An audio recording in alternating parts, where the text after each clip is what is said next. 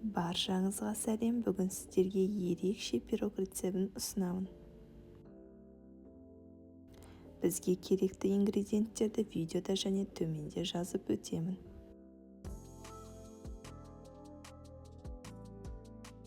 Алдымен ыдысымызға қойып отырған сүтті және жұмыртқаларды салып, миксермен араластырып аламыз.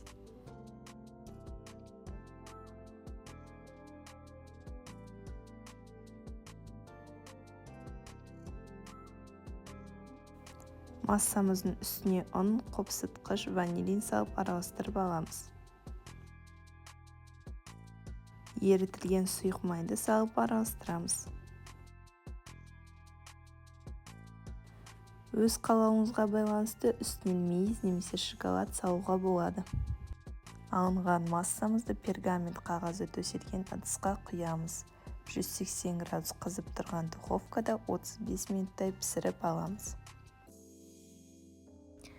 Міне біздің мамықтай пирогымыз дайын. Сіздерге ас болсын.